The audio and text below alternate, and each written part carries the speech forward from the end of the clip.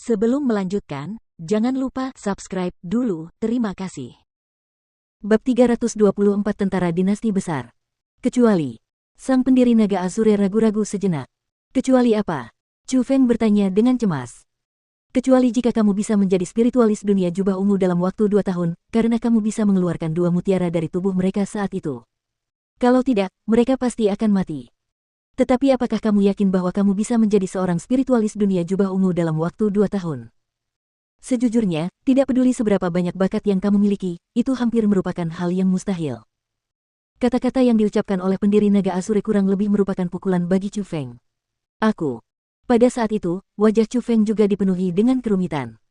Dia tidak lagi berbicara karena dia memang tidak yakin bahwa dia bisa menjadi spiritualis dunia jubah ungu dalam waktu 2 tahun. Chu Feng, jangan berkecil hati. Memang sangat sulit untuk menjadi spiritualis dunia jubah ungu dalam waktu 2 tahun, tetapi dengan bakatmu, seharusnya tidak ada masalah besar untuk menjadi spiritualis dunia jubah biru. Apakah kamu masih ingat binatang buas yang terkunci di Menara Hantu Asura di Provinsi Roh? Jangan lupa, dia adalah spiritualis dunia jubah ungu, dan dia punya permintaan untukmu. Selama kamu menjadi spiritualis dunia jubah biru, mungkin kamu bisa membantunya membebaskan diri. Pada saat itu, bukankah tidak apa-apa untuk memintanya menyelamatkan Surou dan Sumei? Tepat pada saat itu, Egi mengingatkan dengan serius. Benar sekali. Egi, kau benar. Rou kecil dan Mei kecil masih bisa diselamatkan. Selama aku bisa mendapatkan benda yang ditinggalkan monster itu, mungkin aku bisa dengan cepat menjadi spiritualis dunia jubah biru. Saat itu, akan berhasil jika aku menyelamatkannya lalu memintanya untuk menyelamatkan Rou kecil dan Mei kecil. Setelah mendengar peringatan Egi, Chu Feng pun menyadarinya dan wajahnya yang semula pucat pasi langsung dipenuhi secercah harapan. Chu Feng, kau tidak akan benar-benar merasa bisa menjadi seorang spiritualis dunia jubah ungu dalam waktu 2 tahun, kan? Pendiri naga Azure dengan ringan mengerutkan alisnya ketika dia melihat seutas harapan melonjak dalam tatapan Chu Feng. Karena dengan seluruh waktu hidupnya, dia tidak bisa melangkah ke alam jubah ungu.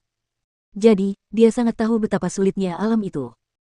Dia tidak meragukan bahwa Chu Feng bisa menjadi spiritualis dunia jubah ungu, atau dia tidak akan mempercayakan penyelamatannya pada Chu Feng, tetapi untuk melakukan itu dalam waktu 2 tahun hampir merupakan hal yang mustahil. Leluhur, memang benar aku tidak bisa menjadi spiritualis dunia jubah ungu dalam waktu 2 tahun, tapi aku akan berusaha sebaik mungkin untuk memikirkan cara lain untuk menyelamatkan Surou dan Sumei. Keduanya terlalu penting bagiku dan aku harus menyelamatkan mereka. Jadi, selama aku tidak ada di sini, aku harap kau bisa menjaga orang-orang yang dekat denganku. Saat Chu Feng berbicara, dia mengalihkan pandangannya ke arah orang-orang di sekitarnya. Jangan khawatir. Selama aku di sini, tidak akan ada yang bisa menyakiti mereka. Sama sekali tidak akan ada masalah yang akan terjadi pada kedua saudari itu dalam 2 tahun ini. Namun, meskipun aku tidak tahu metode apa yang bisa menyelamatkan mereka, aku harap kamu ingat sebelum menyelamatkan mereka, kamu harus menjamin keselamatanmu sendiri terlebih dahulu atau semuanya akan sia-sia. Sang pendiri naga Azure menasihati. Leluhur, jangan khawatir. Aku punya rencana. Setelah itu, Chu Feng hanya merawat luka-lukanya sendiri, lalu menjelaskan kepada orang banyak apa yang sebenarnya terjadi. Baru setelah itu dia mengucapkan selamat tinggal kepada semua orang dan meninggalkan makam 1000 tulang.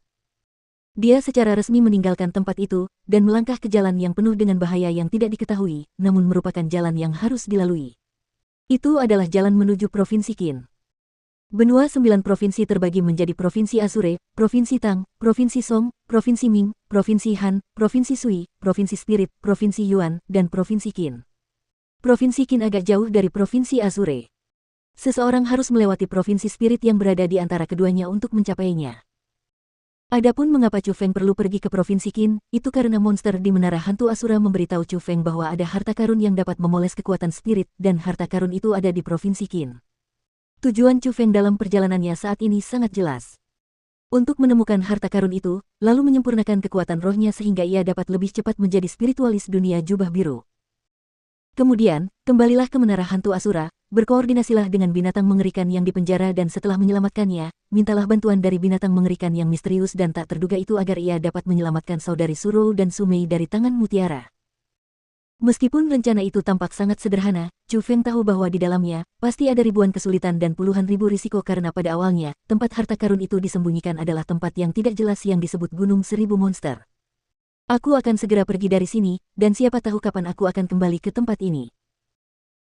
Saat Chu Feng duduk di elang berkepala putih, dia melihat ke tanah dan pemandangan yang sudah dikenalnya di bawahnya karena pikirannya sangat rumit. Kali ini berbeda dari terakhir kali dia pergi ke Provinsi Roh.